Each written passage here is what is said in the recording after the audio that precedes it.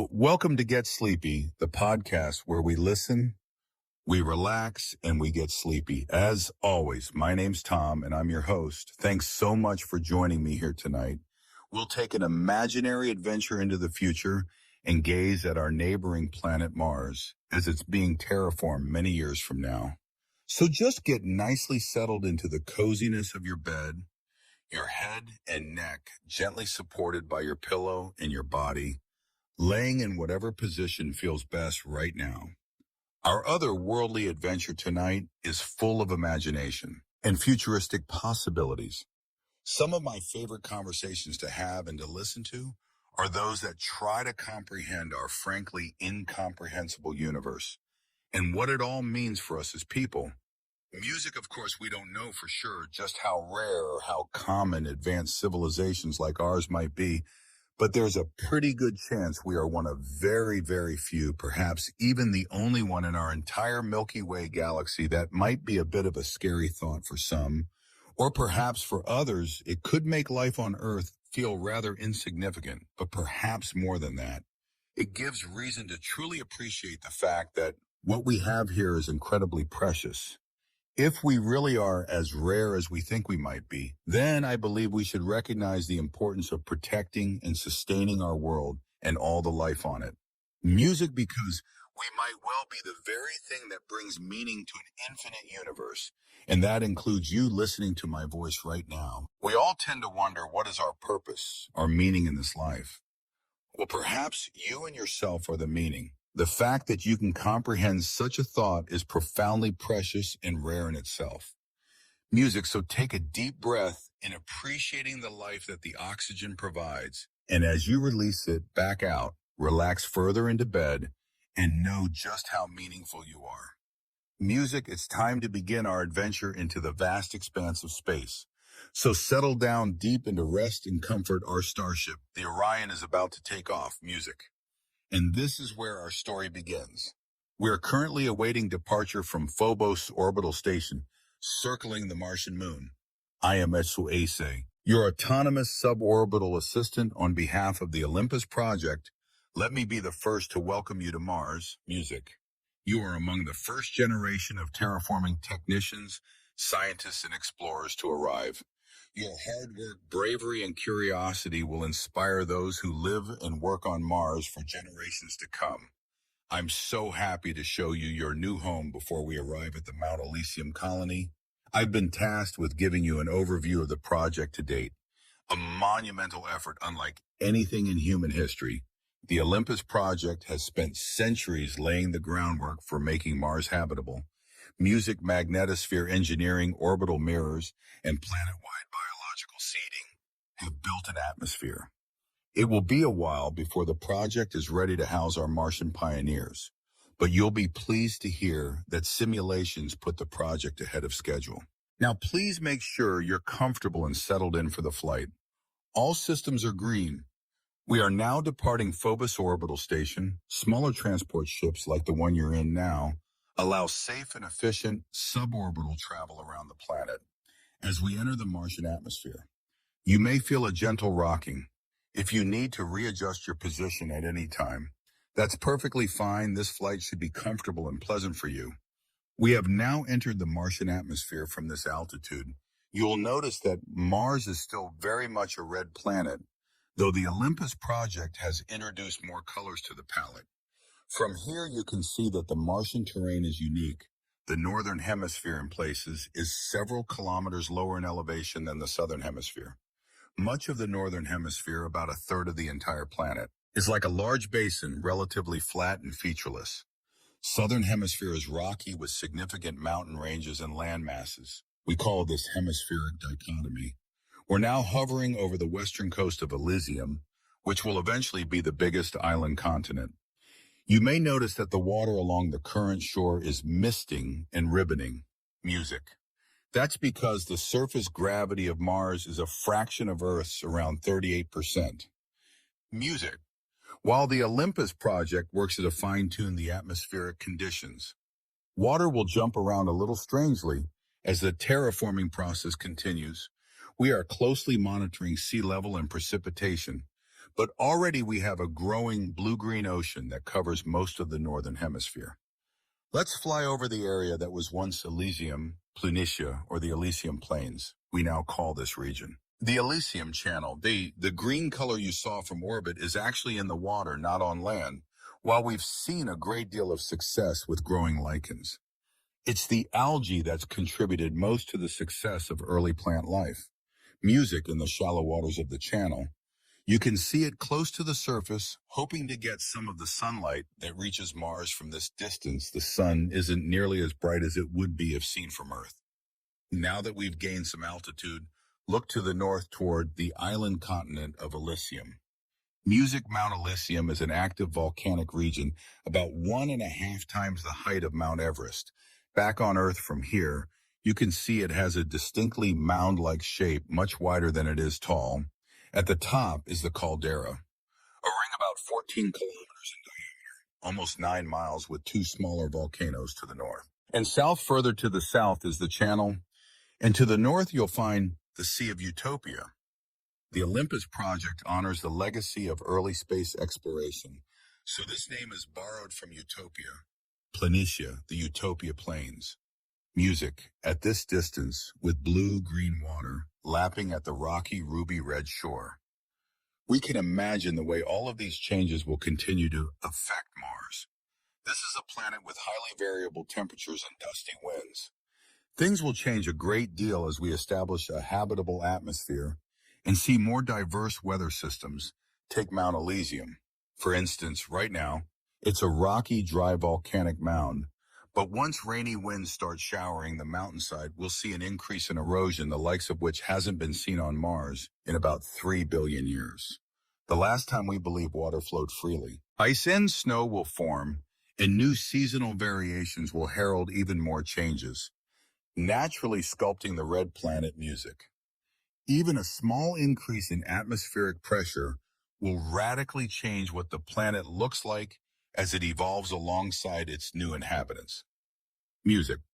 The north of Mars may be an adventure for our oceanologists, but the south is a geologist's dream.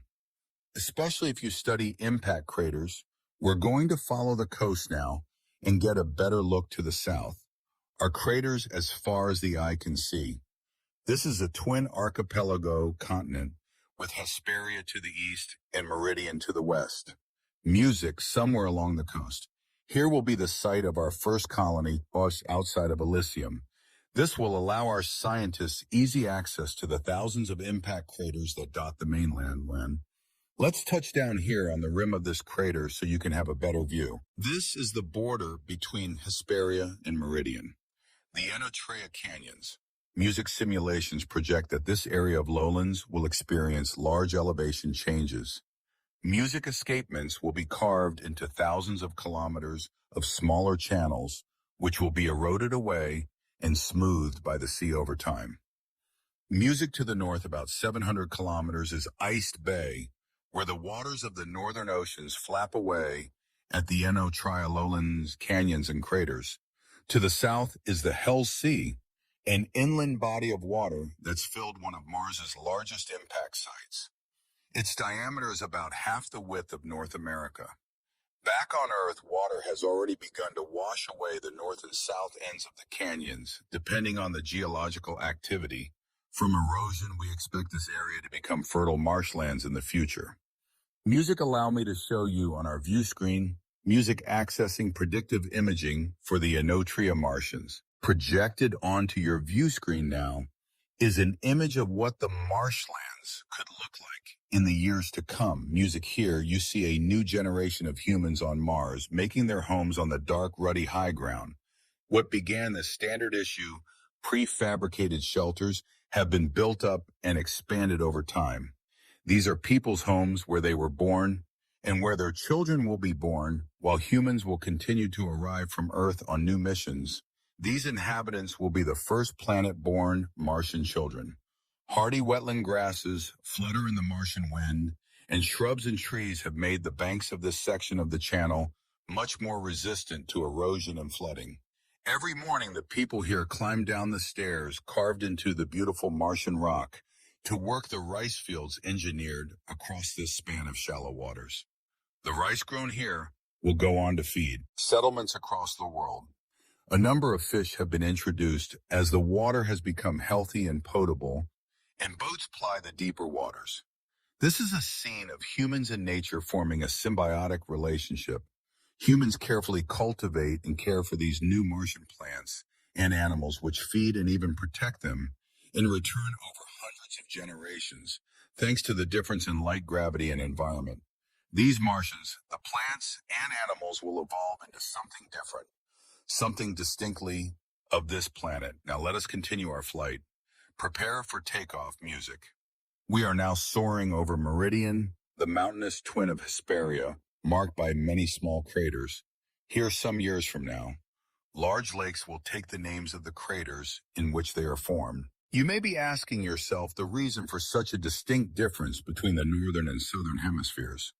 Geologists are excited to get their boots on the ground to truly study the hemispheric dichotomy. But there are already several theories. The prevailing theory is that most of these impacts happened during the primordial early bombardment phase, the formation of the solar system as we know it, about 4.5 billion years ago.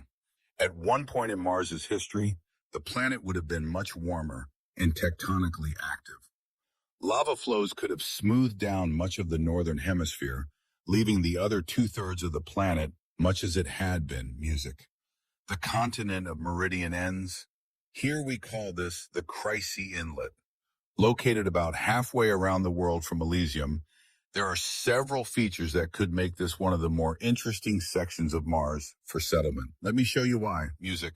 This is the Mariner's Valley, one of the most striking natural features of Mars, formed long before humans even walked the Earth. The valley stretches from the edge of Meridian in the east all the way to the extraordinary plateaus and gargantuan mountains of the Tharsis continent to the west. The valley is 4,000 kilometers long and 7 kilometers deep. That's as long as North America and more than half as deep as the deepest part of Mariana Trench. Back on Earth, music. We believe it was formed by a tectonic cracks. When Mars was still a bit more of an active planet, geologically speaking, from the sky Mariner's Valley looks like a giant scar on the surface of Mars. Music closer up the valley is an amazingly long system of canyons and caverns. Water is already pouring in from the oceans in the northern hemisphere through the inlet as sea levels rise. Much, if not all, of Mariner's Valley will be filled with water. This could be an incredible region, not only for habitation, but for exploration. Island chains will form out of the highlands and create a fertile river delta as water flows down from Tharsis through the canyons. As erosion and geological shifts from the terraforming process slow down the canyons and cave systems will provide centuries of exploration for the cartology teams. There is even speculation that a dam could be constructed at the mouth of Mariner's Valley at nearly 90 kilometers long.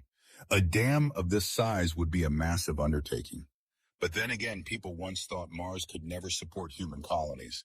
And here you are today, a megastructure of that size could power the entire planet, which would make this region one of the more enticing to the developing Martian energy sector. That sector currently consists of a team of 12, so it may take a while for the solar system's largest human-made dam to be built. At the western end of the valley is one of the more interesting areas on Mars. It will be a fantastic introduction to the mysterious continent of Tharsis. We are currently hovering over what is called the Noctis Labyrinthus, or Labyrinth of the Night. Calling it a labyrinth is apt. The cracked ground here is covered by jagged maze-like canyons for miles, curving through the high plateau at the end of the southwestern portion of the valley. Even as the terraforming project continues, this area will likely remain important as a means of naturally delivering fresh water through Mariner's Valley. At this elevation, water will gather and freeze with the lower portions of snow-capped mountains and perhaps even small glaciers melting during the warmer seasons, sending their runoff down through the valley. Music. The fastest plateau has some of the highest elevations on the planet, exceeded only by the volcanoes. Music, the plateau is roughly 5 to 7 kilometers higher than what we consider sea level. Here, the rest of this is equally inhospitable. This is a continent of gargantuan mountains and ancient volcanoes that stretch to the skies. We're currently flying past the Tharsis Mountains, a set of three volcanoes that borders the plateau. And now we're approaching a dramatic sight. Mount Olympus is not only the largest, but the highest mountain in the whole solar system. Olympus is 2.5 times higher than Mount Everest above sea level. It's almost impossible to imagine the scale, even when you're looking at it. Music like Mount Elysium Olympus is wider than it is tall, sitting on its own plateau, higher than any other section of Tharsis. Dwarfing the other mountains, the shadow cast by Mount Olympus's plateau alone could cover entire cities on Earth.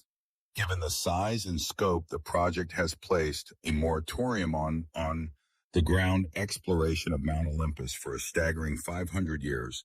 The Olympus project will be busy enough establishing the base colony and initial scientific settlements.